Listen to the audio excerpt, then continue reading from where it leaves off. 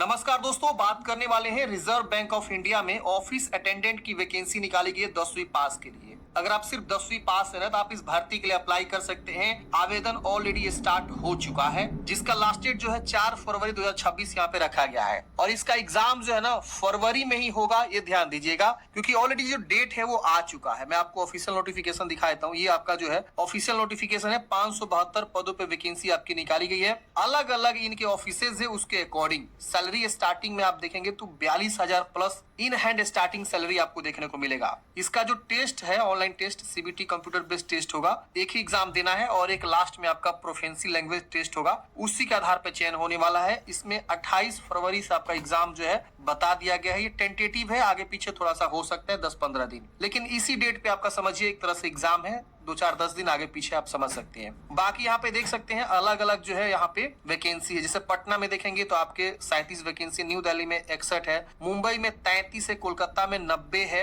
लखनऊ कानपुर में 125 है। इस तरह से वैकेंसी आपको यहाँ पे दिखाई गई है। तो आप जिस भी ऑफिस से फॉर्म भरना चाहते हैं फॉर्म भर सकते हैं। वहाँ का लोकल लैंग्वेज आपको आनी चाहिए। जैसे कि पटना का लोकल लैंग्वेज क्या है, तो आपका जो है हिंदी है, तो आप वहां से फॉर्म भर सकते हैं। तो ऐसे आपको हम आगे अभी बताएंगे, आगे और भी चीजें क्लियर हो जाएगी कि कौन लोग फॉर्म भरेगा, कहाँ से फॉर्म भरेगा, किस एरिया से है तो किसके लिए फॉर्म को अप्लाई कर सकते हैं। फॉर्म भरेंगे तो ऑटोमेटिक वो पता चल जाएगा। अब देखिए, आपको फॉर्म भरने के लिए आप गूगल में जाएंगे, सर्च करेंगे जॉब मार्ग। क्या सर्च करना है? jobmarg.in। लेटेस्ट जॉब में आपको आरबीआई ऑफिस अटेंडेंट का वैकेंसी देखने को मिल जाएगा। अगर आपको नहीं मिलता है तो यहाँ पे आप सर्च कर सकते हैं आरबीआई ऑफिस अटेंडेंट, वो ऑटोमेटिक हाईलाइट होके आ जाएगा। देखिए आ गया। यहाँ पे आपको जो सारी चीजों के बारे में समझ लेना है, एप्लीकेशन फी वगैरह सब चीज, एज लिमिट सब चीज यहाँ पे बता दिया गया है। नीचे आप आएंगे तो यहीं पे आपको जो है अप्लाई लिंक मिलेगा। आप यहाँ पे क्लिक करेंगे, सीधे आप अप्लाई वाले पेज पे आ जाएंगे। यहाँ आपको एक नया रजिस्ट्रेशन करने का ऑप्शन मिलेगा। आप इस पे क्लिक करेंगे तो आपको इस प्रकार से देखेंगे तो रजिस्ट्रेशन वाला पेज ओपन हो जाएगा। यहाँ पे अपना फर्स्ट नेम, फिर दोबारा नाम को लिखना है, फिर मिडिल नेम, फिर दोबारा नाम को, मिडिल नेम को कंफर्म करना है, फिर लास्ट नेम,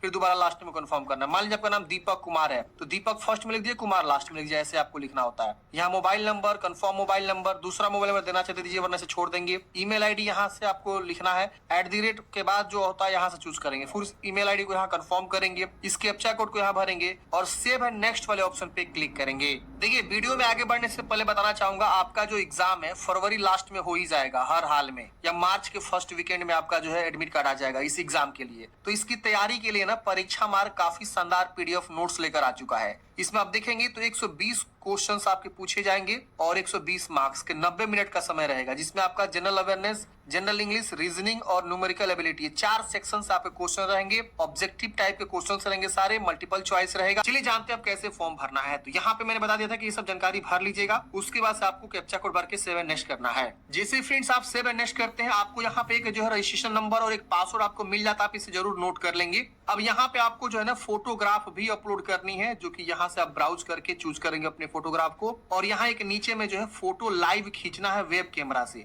अगर आप मोबाइल से खींचना चाहते हैं तो इस पे क्लिक करेंगे, क्यूआर कोड इनेबल हो जाएगा। यहाँ पे आप अपने मोबाइल के कैमरे से स्कैन करेंगे, इसको एक वेबसाइट पे लेकर जाएगा। वहां पे आपको डायरेक्ट फोटो खींचने का ऑप्शन देखने को मिल जाएगा। तो आप डायरेक्ट कैप्चर मोबाइल से भी कर सकते हैं अगर आपका वेबकैम बढ़िया नहीं है तो। अब इसके बाद से यहाँ पे आपको टिक कर देना है। अब फोटोग्राफ का यहाँ पे गाइडलाइंस है, आप इस पे क्लिक करेंगे तो गाइडलाइंस भी आपको दिखाया गया है कि फोटोग्राफ कलर होना चाहिए और लेटेस्ट होना चाहिए और इसका साइज बोला गया है 20 से 50 केबी के बीच होना चाहिए, जो स्कैन करके अपलोड करना है। तो ये सब आप ध्यान रखिएगा। और लाइव फोटो खींचने का पूरा प्रोसेस बताया गया, फिर आपको सिग्नेचर अपलोड करने के बारे में बताया गया है। तो आप ये सब जरूर एक बार चेक कर लीजिएगा। हैंड रिटन डिक्लेरेशन भी आपको इतना आगे के चल के अपलोड करना है, ये मैटर हम आगे आपको डिस्कस करके बता देंगे। इसके बाद और नीचे आएंगे तो यहाँ पे आपको सिग्नेचर भी अपलोड करना है। इसका गाइडलाइंस यहाँ से आपको देखने को मिल जाएगा। ब्लॉक लेटर में नहीं अपलोड करना है सिग्नेचर, ये ध्यान रखिएगा, क्योंकि ब्लॉक लेटर में अपलोड करेंगे तो आपको यहाँ पे इश्यू आ जाएगा। अब सिग्नेचर बोला गया 10 से 20 केबी के बीच होना चाहिए।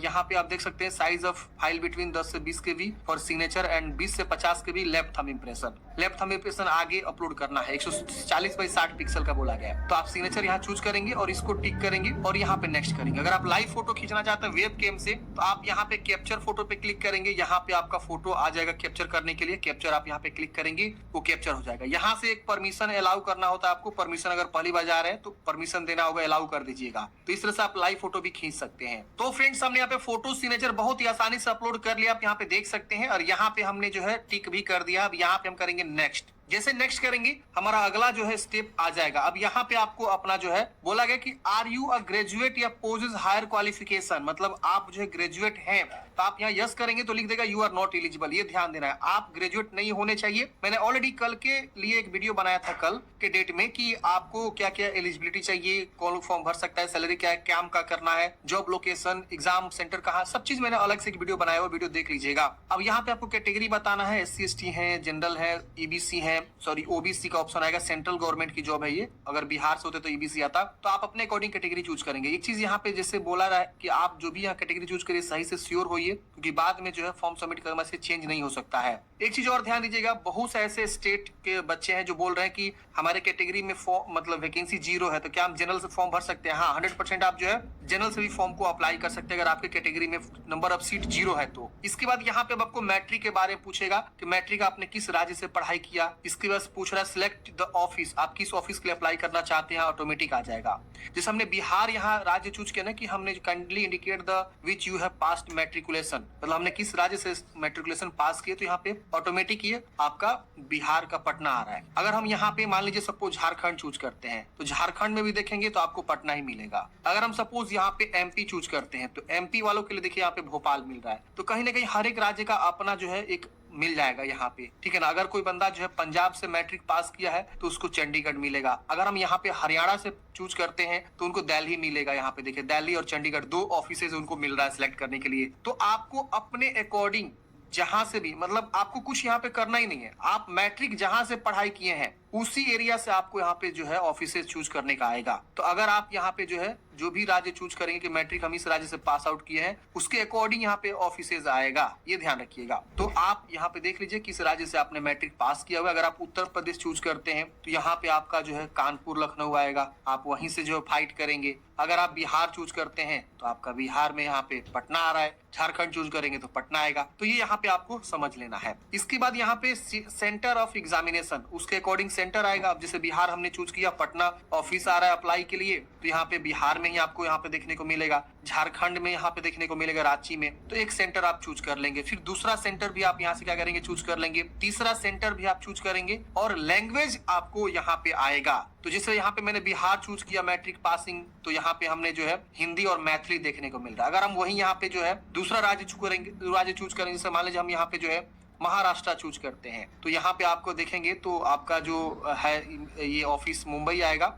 और यहाँ पे आप यहाँ से कोई एक चुनाव करेंगे एग्जाम सेंटर, तो यहाँ पे मराठी और कोंकणी आपको देखने को मिलेगा। अगर कोई गोवा से पढ़ाई किया मैट्रिक, तो गोवा के अकॉर्डिंग यहाँ पे, तो आपको कुछ करना नहीं है, जहां से आप मैट्रिक पास किए हैं उसके अकॉर्डिंग आप जानकारी भर लीजिए, वही आप अप्लाई कर सकते हैं, दूसरी जगह अप्लाई नहीं कर सकते हैं। इसके बाद पूछ रहा है विकलांग है तो यस करेंगे वरना नो करेंगे। यहाँ पे अब विकलांगता के बारे में ऑप्शन आता, अगर आप यस करते तो बहुत सारे ऑप्शन इनेबल हो जाते। यहाँ पे आपको विकलांग की डिफिकल्टी है लिखने में, तो आप यहाँ पे यस करेंगे वरना नो करेंगे, तो ये भी ऑप्शन पूछ रहा है, आप देख सकते हैं अपने अकॉर्डिंग। बाकी ये सब आपको जो है विकलांगता वगैरह के बारे में, यहाँ पे एक्स सर्विसमैन के बारे में ये आपसे यस नो में पूछ रहा है, तो आप अपने अकॉर्डिंग बता सकते हैं यस नो में। तो ये सब आपको जो भी यस नो में आएगा वो आप यहाँ चूज करेंगे। फिर यहाँ पे आपको रिलैक्सेशन चाहिए, विडो डिवोर्स के लिए, वुमेन के लिए यहाँ पे रिलैक्सेशन मिलता है, वो आप यहाँ पे यस नो बता देंगे। Are you current staff of RBI, RBI current staff है तो यस करेंगे वरना नो करेंगे।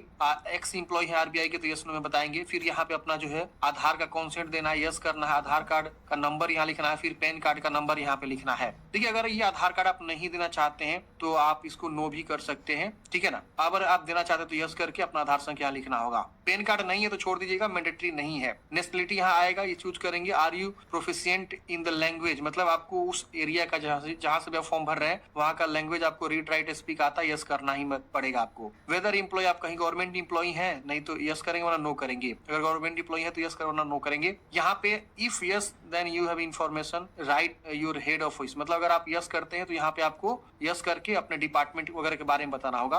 यहाँ पे आप रिलीजन बताएंगे, हिंदू मुस्लिम क्या है। फिर यहाँ पे आपको अपना डेट ऑफ बर्थ चॉइस करनी है। यहाँ पे आपको जेंडर बताना है। जुड़वा भाई बहन है तो यस करें वरना नो करेंगे। यहाँ पे आपको बताना है मैरिड है कि अनमैरिड है, यहाँ पे ऑप्शंस आ रहे हैं। फिर यहाँ पे अपना फादर्स नेम, फिर यहाँ पे मदर्स नेम, यहाँ पे अपना जो है पूरा एड्रेस लिखेंगे, प्रॉपर जो भी एड्रेस। अगर कोई मैरिड होता तो यहाँ मैरिड चूज करता तो ये वाला स्पाउस नेम, अपनी मतलब जीवन साथी का नाम आपको लिखने का ऑप्शन आता, तो हम यहाँ अनमैरिड चूज कर रहे हैं। यहाँ पे अपना प्रॉपर एड्रेस लिखेंगे। फिर यहाँ पे अपना बैंक डिटेल्स भी देना होगा। ये आपका एप्लीकेशन फी नीचे में दिख जाएगा। फिर यहाँ पे आपको वैलिडेट करना है। अगर कहीं कुछ गलती, जैसे हम यहाँ पे वैलिडेट करेंगे तो कुछ भी अगर हम फॉर्म नहीं भरे तो ऑटोमेटिक वो रेड होकर हाईलाइट होगा। देखिए यहाँ पे ये सब आपको भरना होगा, देख रहे हैं ना। तो ये सब आपको यस नो में बताना होगा अगर आप वहाँ पे वैलिडेट करते हैं तो। अगर वैलिडेट हो जाएगा तो ऑटोमेटिक सक्सेस लिख देगा, एरर नहीं आएगा। और जैसे सक्सेस हो जाएगा फिर आपको सेव एंड नेक्स्ट कर देंगे। सेव एंड नेक्स्ट करते हैं फ्रेंड्स। अब देखिए अगले स्टेप में आपको एजुकेशनल क्वालिफिकेशन भरना है। अब देखिए बहुत सारे लोग कंफ्यूज हैं कि हम ग्रेजुएशन कर चुके हैं, फॉर्म भरे कि नहीं भरे। आप नहीं भर सकते हैं, यहाँ पे ऑलरेडी लिखा हुआ है और आपसे शुरू में ही पूछा कि आप ग्रेजुएशन कंप्लीट कर चुके हैं। अगर हम यस करते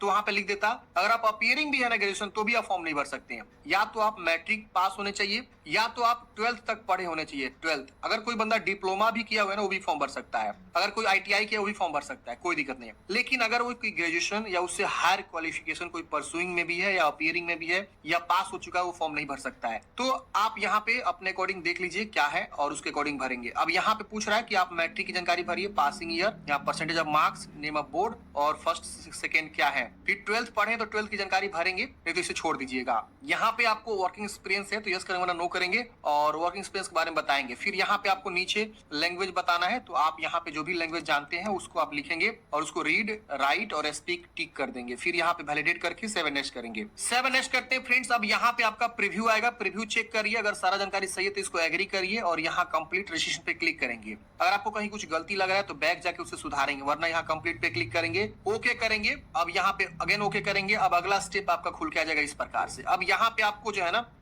डॉक्यूमेंट्स अपलोड करनी है, जो कि लेफ्ट थंब इंप्रेशन अपलोड करना है।